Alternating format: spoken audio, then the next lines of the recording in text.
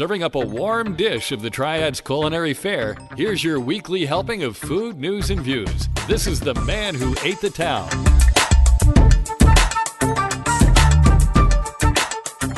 Hey folks, and welcome to episode 89 of the Man Who Ate the Town podcast. This is for the week of November 12th through the 18th, 2018. My name's Tim Beeman. And my name's Ray Morgan. And we're opening the recipe box. We're recording this episode of the Man Who Ate the Town at the new The Lab at Industry Hill. More specifically, it's the less desirable studios in The Lab at Industry Hill. That's a lot to say.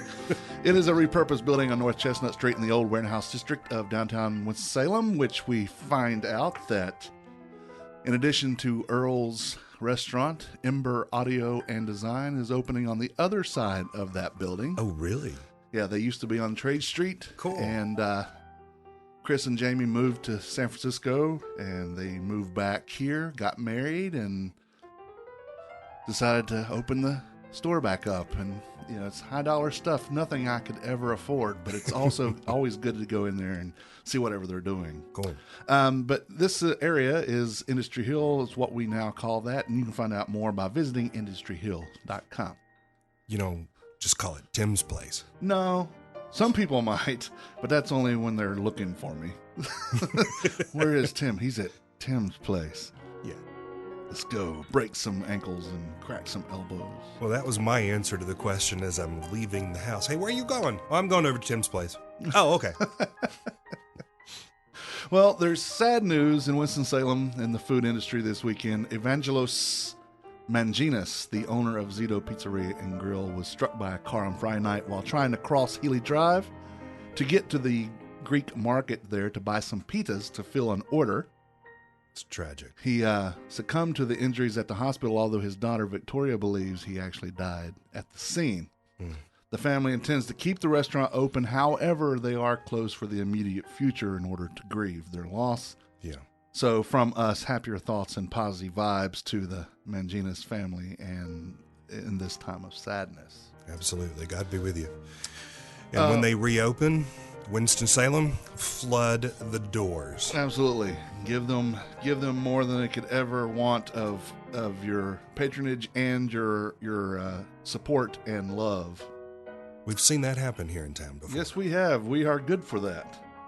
There are a lot of things that this town seems to not understand, but whenever it pours out its support, it pours out its support. Yeah, you're right.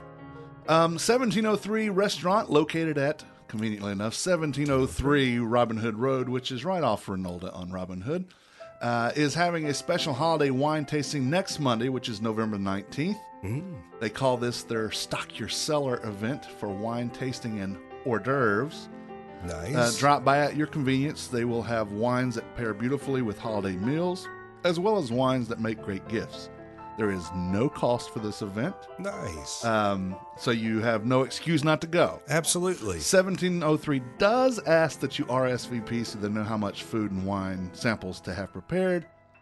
And they ask that you go to their Facebook page, which if you're there looking, just type in at 1703 Restaurant and Catering. By the time you get 1703, it should pop up. So, especially if you're in this town. So maybe we should take this show on the road next Monday. We may. I know that my wife is off that whole week because it's a Thanksgiving week, but right. My birthday is Tuesday, so she's taking the whole week off, and I had something planned Monday night, but I canceled it today. So I think that we might go. You and yours should go if you have the opportunity. I think we would have that opportunity. All right. And I have something tonight, but next Monday I think we're free. All right. Well, we'll make a plan. Oh, we'll record the show. Actually, I believe Stephanie might be on the show next week. Cool. So speaking of the show, right, when I started this podcast, I wanted to just talk about food. It's a good topic. It became more of a food news and views podcast, at least in theory, and that's what I wanted it to be. Right. I still want it to be that, but building up that rapport with the industry to be on the news wire, the presser list, and all that, it's a long process. Playing catch up makes it difficult for me to do more than just rehashing Michael Hastings or Carol Leggett's postings. Right. And I plan on still doing that, but because of the process, I need to focus the podcast on something else that I wanted it to be, and that's entertaining. Now, I'm not wanting to do a comedy podcast. I have enough of those. I have 2 at least that do that, 3 at times. You don't mind some humor that comes in. That's just normal. Yeah, but I want this to be interesting and entertaining for listeners and for us. Right. Also, I have never wanted to be, and really haven't ever been, a food critic. Some may contend that my review of Midtown Cafe a few years back would contradict that statement, but I contend that I was only offering my opinion. I like to think that we can offer a critique, but build them up, not tear them down. Right. That review of Midtown, by the way, at least the public reaction to it, is what prompted this podcast to begin. I had been touting it as coming soon on the Less Desirables, but it didn't start until I started to write a rebuttal to said backlash. And I'm like, you know what? This is a good time to start this. There you go. I have always maintained as well that I am different than most food bloggers. I am an advocate for the industry while being a voice for the public. Restaurateurs trust me to build them up, not tear them down, but they also need to be told when things just aren't right. For like the public perspective. Right. I have never worked in the industry, but I have been in the industry for a while. The industry folk trust me whenever I say that the public or even I have a problem with something. Right. Things won't get fixed if they don't know that's there. And I don't believe in waiting on TripAdvisor or Yelp or any of those things to bring change, because that's only a soapbox for someone to, I mean, yeah, we all can get behind and be keyboard warriors.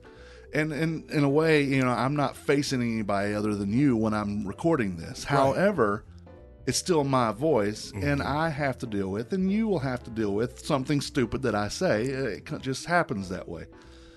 But this is not the same as Yelp and TripAdvisor. This is, for one, this is what I do. The food is what I do. It's not just somebody who wants to gripe and complain, because rarely do I do that on the show. Sometimes I have, but it's rare. I love talking about the food, holidays, and history, and people that are just joining us haven't heard this stuff, but I know I've read through these things at least once, some twice. Right. The things I'm going to do today, I remember this last year. And that's fine, because again, new people listen all the time. They're not hearing the same stuff. Now, I'll still do those holidays in the history, but I just need more substance. When I have no co-host or the show is nothing but me reading copy, there's no fun for the listeners, and it certainly isn't fun for me. I've never thought of myself, and I hope others don't think of me as a stick in the mud, and I don't want my podcast to be. Stick in the mud is not how I would describe you. Yeah, I don't want my product to be a negative reflection of or an opposite reflection of what I actually do, and I like to think of myself as an entertainer. So, Ray, you and I have talked a little bit about things to do. We need to visit more restaurants and have more guests with people involved in the restaurants on this show. It'd be great. The bad part of that is we record during the day, so it's sometimes hard for these restaurants to people to be on here when they need to be prepping for their dinner service. Right. At the same time, they have to address the PR. Yeah. I have, as we've talked about before, I have an extensive background in advertising and marketing. Been doing this for over 30 years. But to boil it down to a simple statement, if you don't tell people who you are, where you are, and what you do, guess what? They don't come. Right. So you have nothing to market. These restaurants have to get the word out. Now, they can pay for that advertising, or they can be smart and leverage relationships that they have with people like you and come in and say, let me talk about what we're doing. If you schedule that 2-3 weeks out, you can't tell me they can't find somebody to be there prepping while they're here promoting. Sure. I totally agree. Also, it may be that we need to go to them. That's a great idea. I have a mobile rig and even just a smaller voice recorder around here somewhere. that we can take, or just our cell phones. Cell phones now are just as good as most voice recorders. True. So we can go and just have an interview that we play on the show. Mm-hmm. We don't have to have them here, although we would like to have them here. This is where we do our business, and we want them to come do their business with us. Yeah, come relax, get away from the distraction of your office being around you. Yeah, it's tough to have a conversation with a restaurant owner in the restaurant because something's always going on. Yeah, and they want, hey, chef, can I do this? Or, hey, Scott or whoever, can you help me over there? This calls for you, whatever. The delivery guy comes up and goes, hey, I just need your signature here. All right. And next week we need to pick up this and that. 10 minutes later, you're like, okay, well, are you done with that conversation? Where were we? Yeah. Getting them out of that environment would be good. But there are some things that you just can't experience unless you're there in their restaurant. Sure. Absolutely. And I have long wanted to do a video series on local restaurants. I don't have the equipment or the know-how, but I believe we have resources we can use. Mm-hmm. But that costs money, so we had to figure out how to get around that. I want more listener involvement. Kelly and I, when she was on, did polls, and those seemed to be well received. I think we need to bring those back. Stuff that will get the listeners engaged. We need to be more in tune with the listeners and what they want to hear for the show as well. Because even though I say it's my show, it's not my show. It's for the people who listen to the show. Right. Without listeners, I would have no reason to do this show. True. Other than just to hear myself talk. And I can do that for a lot of things. I'm saying, I know you love that. Yes, I do. And I do. You're trying to go beyond that. Yes, I'm trying to have my voice, for lack of a better term, speak to others. For others in this realm that I love and I'm passionate about. Even my doctor, who I had a doctor's appointment with last week, it come out very nicely. Good. But my doctor even says, look, I'm not going to try to dissuade you from your passion. I know this is what you do. Mm-hmm. I didn't even mention, he even asked me, okay, so next date night with my wife, where should I go? But so my doctor's point was, I have a passion for this. And my Instagram followers, my podcast listeners, or our podcast listeners, my blog readers, I want to know more what's going on with them in this realm as well. I know we have listeners that send us emails. I've read them on the air, quote unquote. I hope they continue to do that, as I like to be the one to investigate stuff. They ask, well, what do you know about this? Well, I don't know much, but let me find out what I can do. Yeah. So listeners, what do you want to know? Send an email or direct message to one of our social media channels, and let's get some interaction going. Actually, you just came up with a great question that actually had been crossing my mind over the last week. Where is a great place to go for a birthday, anniversary? It's a celebration, a graduation. Where are those restaurants that you go to when it's special? There's the restaurants that we go to. It's like, all right, we're just going to go down here and grab a bite to eat. Right. And that's the go-to for quick and easy. But when it's a nice night where you're gonna put the jacket on, you'll put on the tie, she'll put on the dress. Where do you go? Well, are you asking me, or is that just something we need to I think talk that's about? a great topic for us to dive into, and then get some feedback from other people, because we all have a little bit of different taste. Right. And what I have to do in that realm is I have to get away from the de facto answer, which is always Willow's Bistro. Yes. I mean, that my because it fills every bill. But Willow's isn't for everybody. Right. There are other places. People might want something with a setting that's a little more elegant. Mm-hmm. They might want food that's a little more elegant. Because, sometimes the experience, even if it costs more, and more than what we can even afford, just the experience is worth that extra little bit. Right. And so, yes, my answer is always Willow's Bistro. But let's move out. And they're not even a sponsor. So of this show, they're a sponsor of the Less Desirables, and love them and me. But just love them, and I do just love them in general. But if we're talking other things, and we will discuss, that'll be a topic for a future thing. I still go to restaurants. I will still do that on my own or with Ray. And when invited to do a tasting to give listeners an idea of what they're missing, I won't stop doing that. I'll still write the long-winded blog posts about that because it's not a food blogger thing. It's a food news and views type of thing. I don't even saying I'm a food blogger, which I am. I get tired of that because there's a certain connotation that goes with food blogger that shows pretentiousness. It shows, or at least it sounds like it should, because there are some that are like that. I'm not saying people around here are, but the term food blogger in general has that connotation.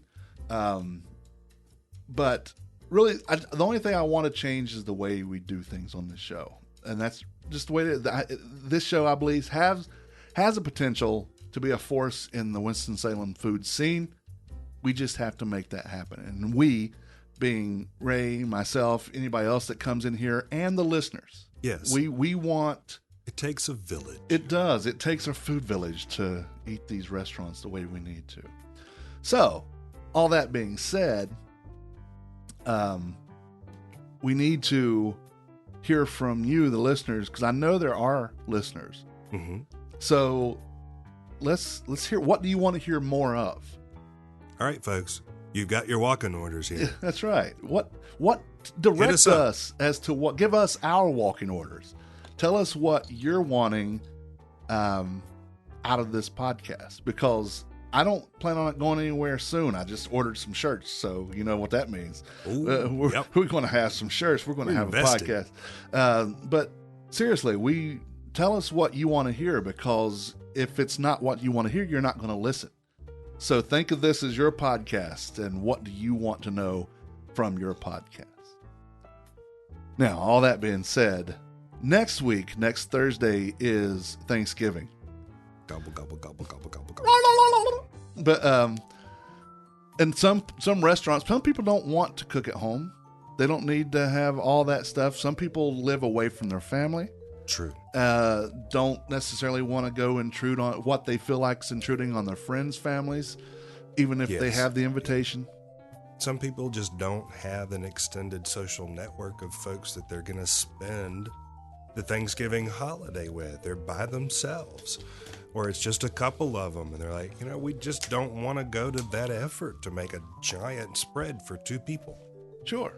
Let somebody else take all that effort and let them clean it up. Let the professionals do it. Yeah. So there are, the question every year comes up, where are places that are open for Thanksgiving?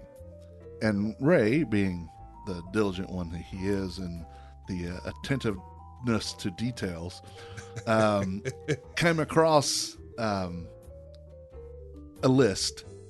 I don't believe that it's a comprehensive list. I think we'll find out there's some other places that are going to be open.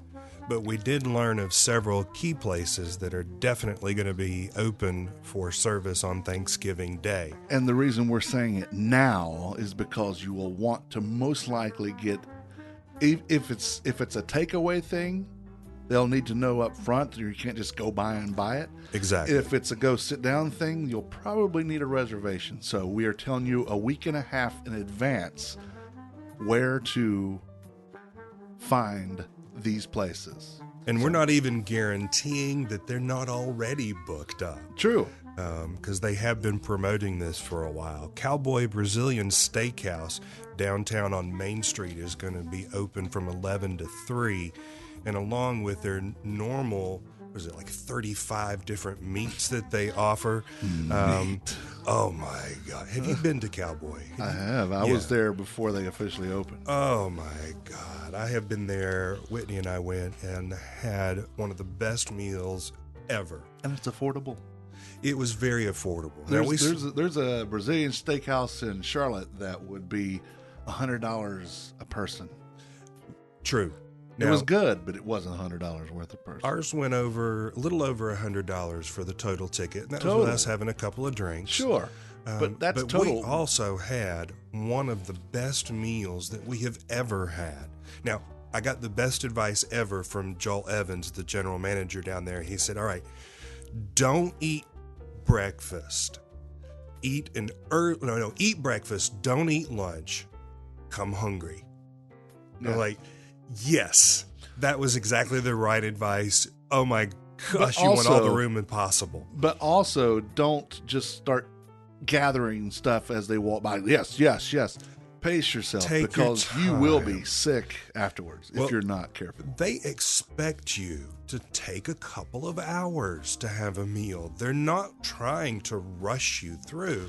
That's part of that Brazilian experience, is to take your time. Yeah. So, that was my approach. Is I'd say, let me try some of those filet, and then I'd turn my little disc to red so I wouldn't get anything else. I would finish that. And just, that was good. Okay, bring me something new. I'll take some of that. Okay, now stop. Yeah. And just took our time about it. Oh my gosh, what a great meal. But they're also going to have turkey and honey glazed ham in addition to their normal meats for Thanksgiving. Grandma Ruby's up on University. Now, we're not talking about the same kind of place as Cowboy, more of a country cooking kind of place, but they're going to be open for Thanksgiving, serving breakfast and some other menu items up from 7 until 2. Now, downtown, Hutch and Harris is going to be open 11 to 7. Nice long time there during the day with a traditional turkey dinner and some other entree options as well. They definitely recommend that you make a reservation. The Catherine Brasserie and Bar in the old RJR building, they're going to be open 11 to 10, and their Thanksgiving menu is $35 a person with a $15 kids meal. And again, they are asking, please do call ahead for reservations.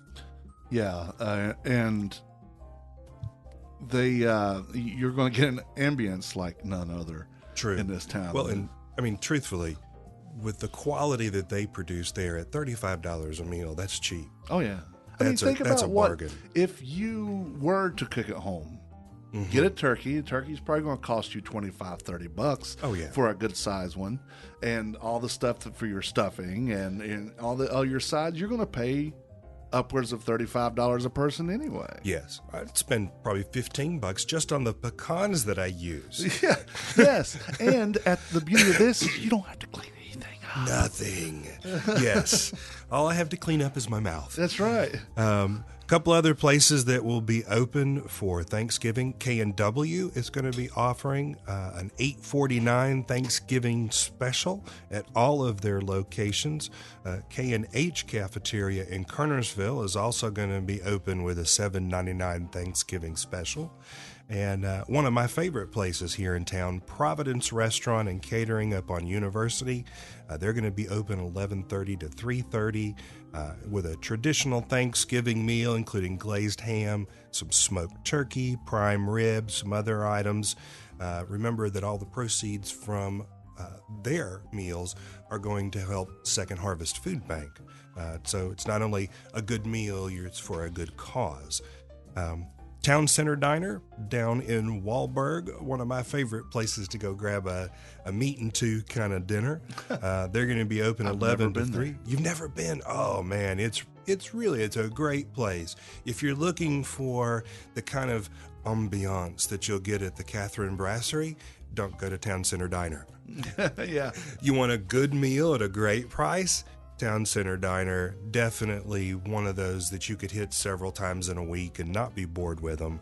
Nice. They're going to be doing turkey and ham plus sides, drink, and a dessert for only $12 a person. And even at a place like that, they are saying, please call for reservations. Yeah. That's the list that we have at the moment. Like I said, I know there'll be some others that'll pop up. And we will reevaluate the list next Monday, even though at that time it's probably too late.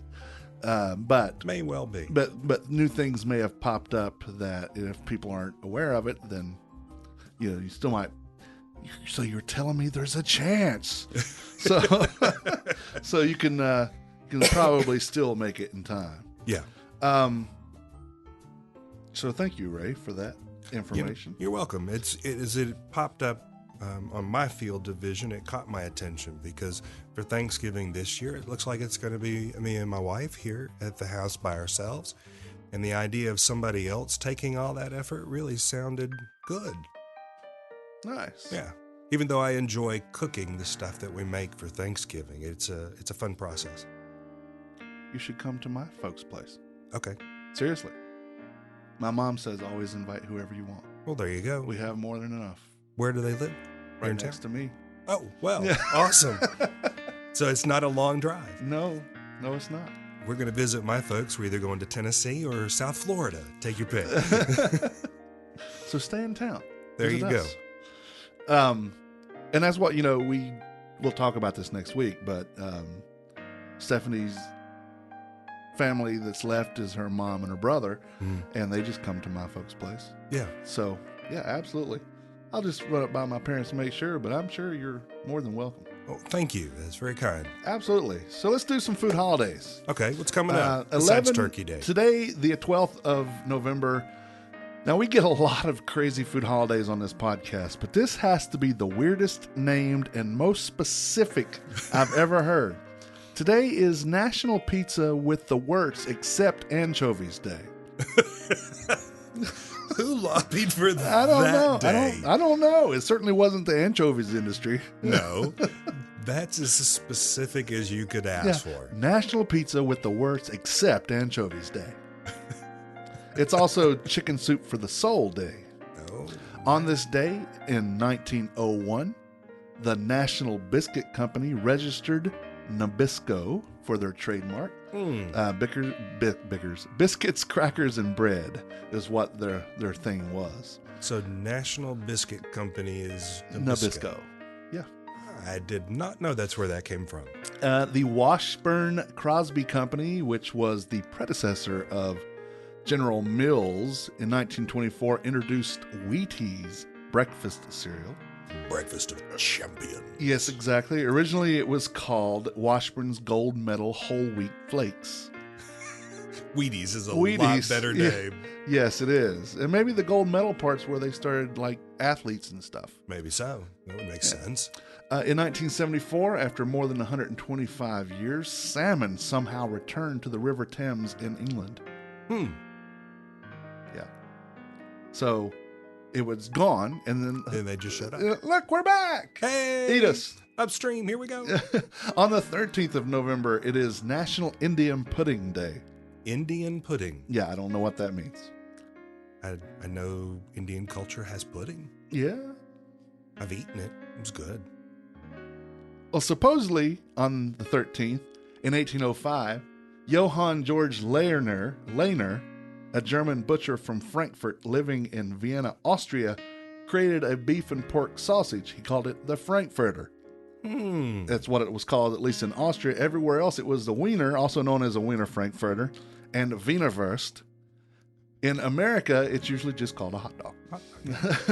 But, so tomorrow will be the anniversary of that, supposedly. In 1895, the first shipment of canned pineapple left Hawaii. Goes that far back, does it? Yeah. That's way before Hawaii was even a state. That was 55 years. Yeah.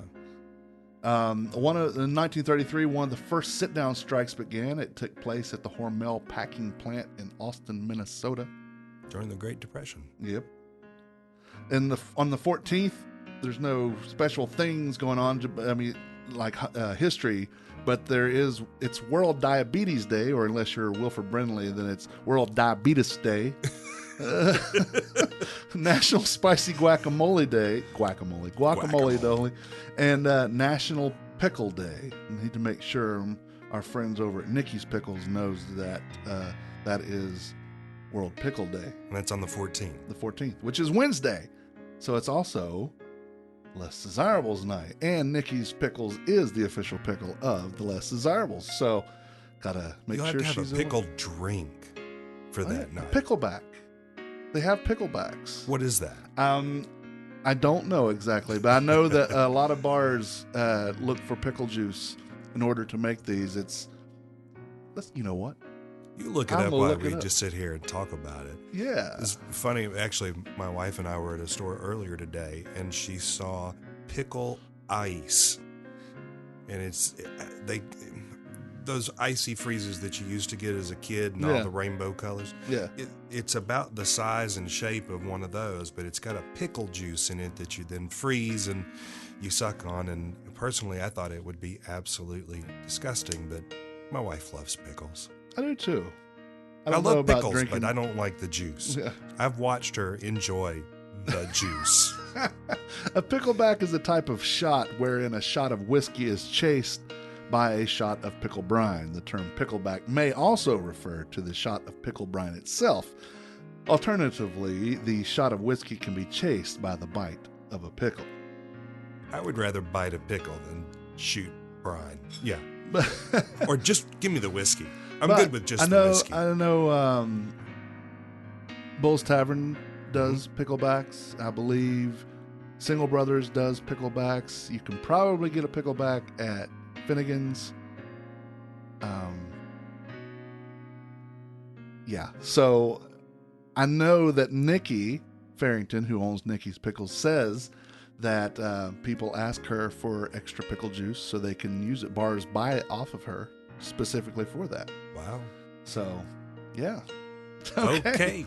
No thanks, but okay.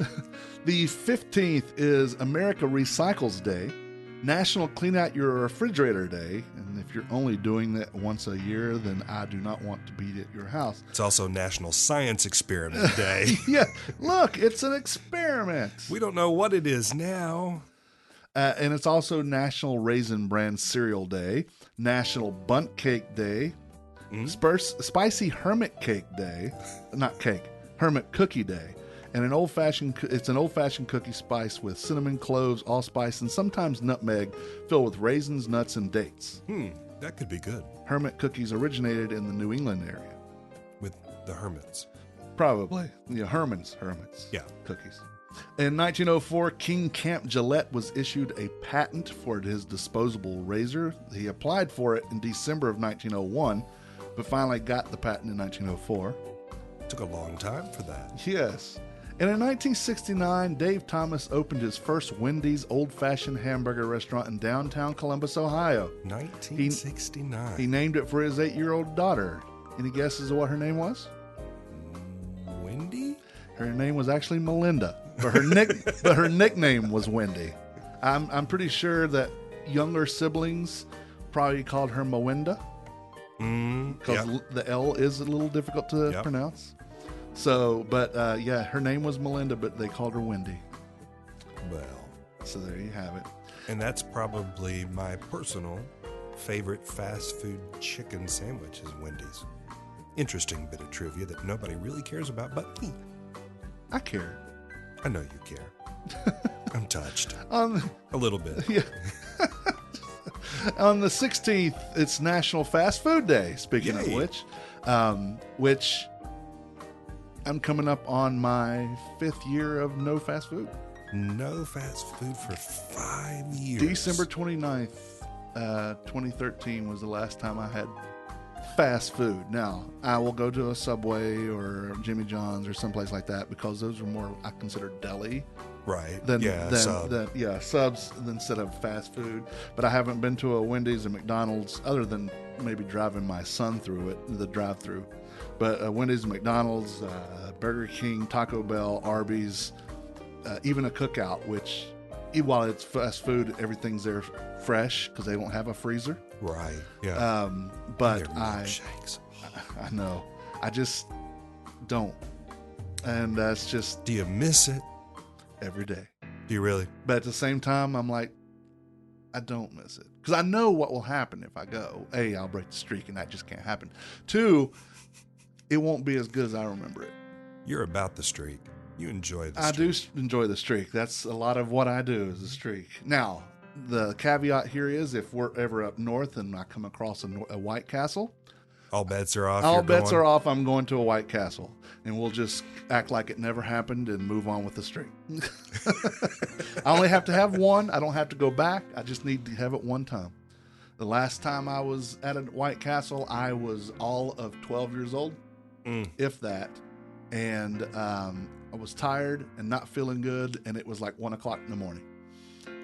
And at the time, I still hated onions. And they wouldn't take the onions off of it. So, no, but then I started eating the ones that you buy frozen. They're not as good. They're not as good, but I liked them. And I'm like, okay, I have to go to at least one. And hell, there's movies made about it. Yeah. So we got to do it. But anyway, on the fast food day on the 16th, in 1620, the first corn, also known as maize, was supposedly discovered by some pilgrims or European settlers led by Miles Standish while exploring the area near Provincetown, Massachusetts. They called the spot Corn Hill.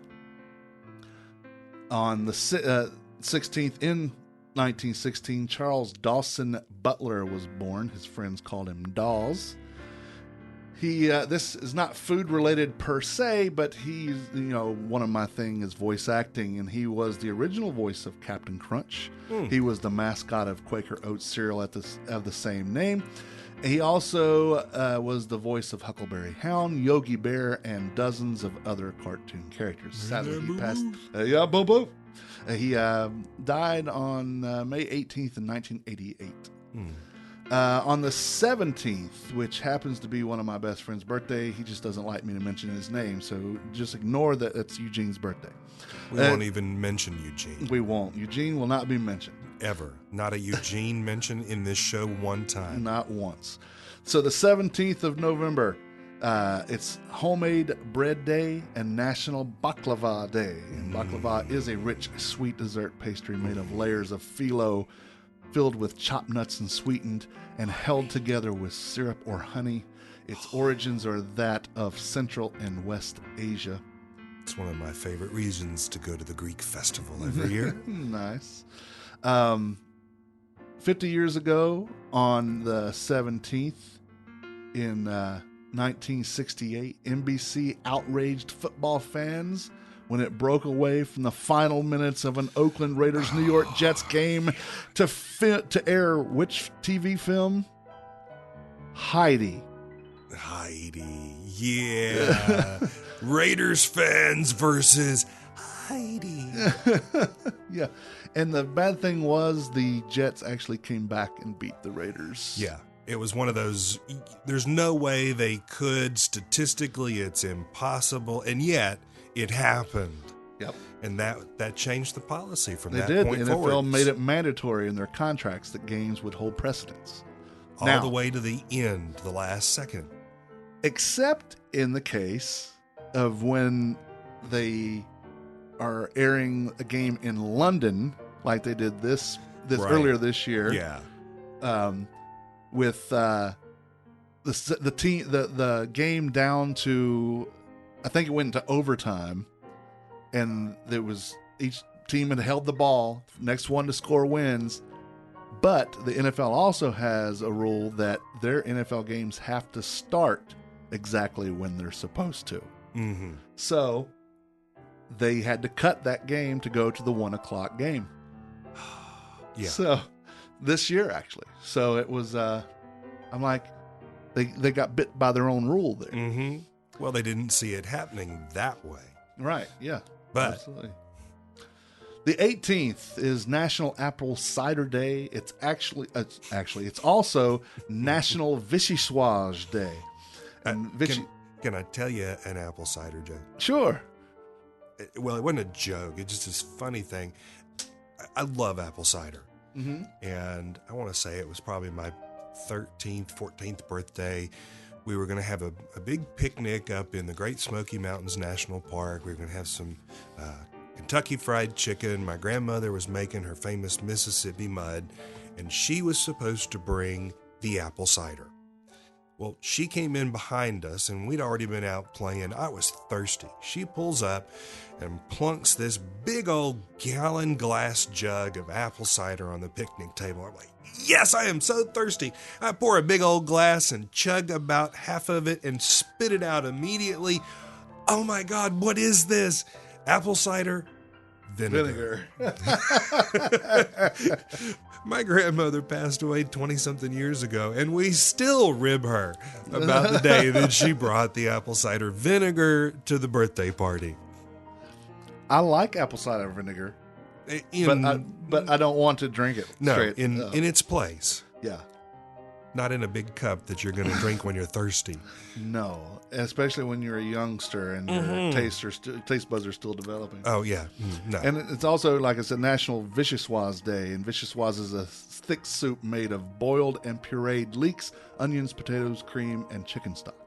It is traditionally served cold, but it can be eaten hot.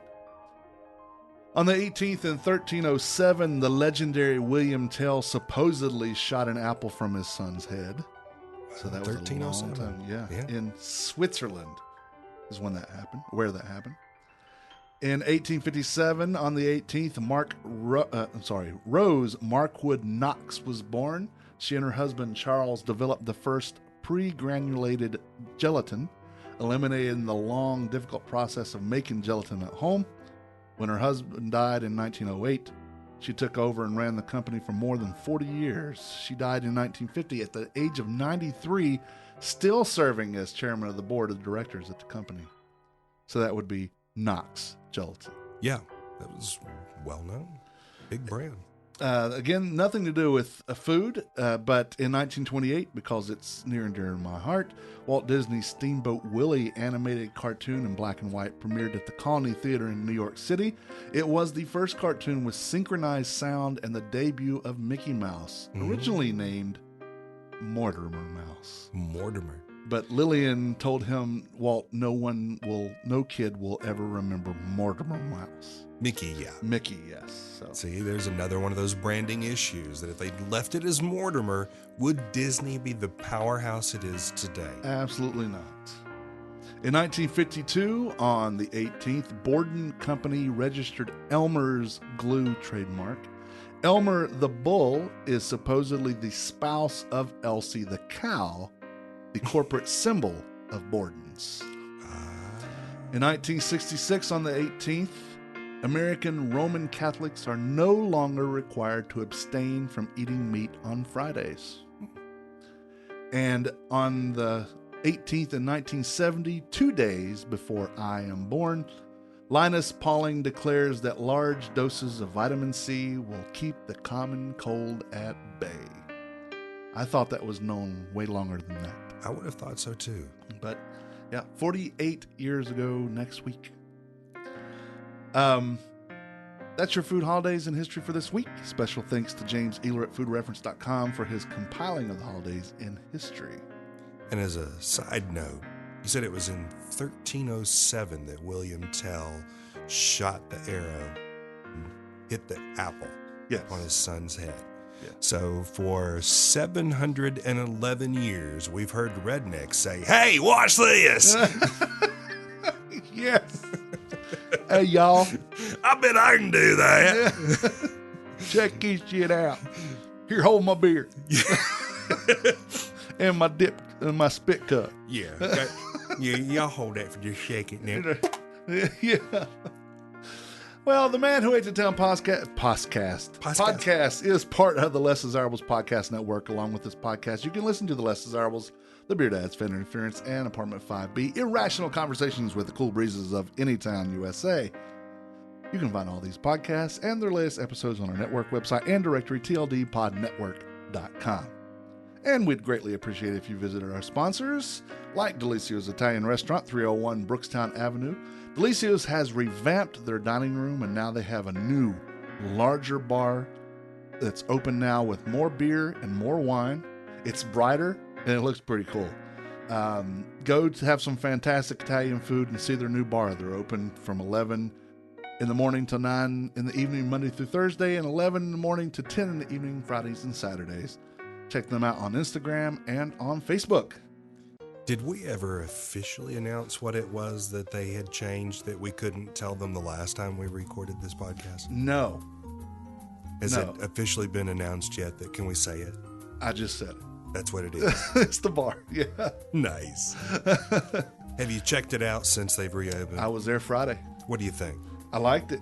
Did you? It's actually shorter because the last one was even tall for me. It was a tall bar. Stephanie, who is, 4 foot. Okay, I'll give it to her. 4'11". Give her that extra. Yeah, give her that it. little quarter of an inch there. But she, I would have to hold the chair while she climbed up into it like a little child. because it was too high. And Tony says, I don't know why they did this, Pavro.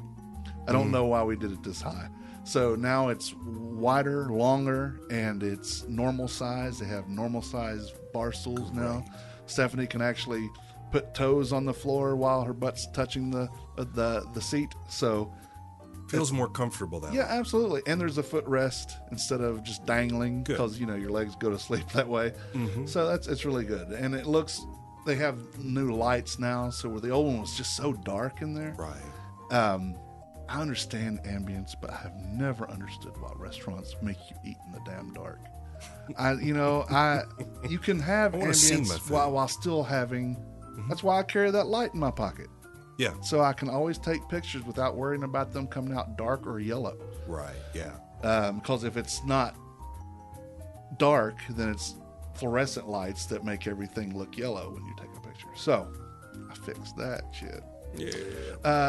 Yeah. So check it out. 301 Brookstown Avenue. Washington Perkin Provision Company is located at 301 West 4th Street. Just in time for the holidays, the Perk just announced that they have Homeland Creamery's eggnog, which according to them could be the most delicious non-alcoholic holiday beverage ever. Feel free to add your own libation if you want to. I say they claim to because I don't know that I've ever had eggnog. Have you never had eggnog? I don't think so, alcoholic or otherwise. Oh, I love it. It just has never sounded appealing to me, just eggnog. Forget the name. It's another one of those poorly named products. If it were holiday something, we'd think different about it. Probably. It's now I will say there's some really poor eggnogs on the market. So like you Food gotta, Line brand. Yeah. I wasn't going to call them out specific. Oddly enough, there was a chain of convenience stores in Tennessee called Golden Gallon, and their eggnog was exceptional. Wow. But yeah, there are a number of them out there that are very good, even without the addition of the adult libation, just the eggnog itself. You got to like something that's sweet. It's very sweet, very creamy. And I do. But then again, you can add your own libation to it. Oh, yeah. A little spice rum. Yeah, rum or some bourbon even. I've not had it with bourbon. Try some rye then. I'm just saying try it because I don't know. But I could see trying it. Yeah. They also have Wolfie's Custard, Larry's Beans Coffee, eggs, milk, and cheese from the same Homeland Creamery that makes this eggnog. So we know it's good. Yeah, condiments, red wine, beer. Perk has all that. Washington Perk is better than a convenience store, not quite a grocery store. 301 West 4th Street. Just go to facebook.com/Washington Perk or on Instagram there, Washington Perk _ DTWS.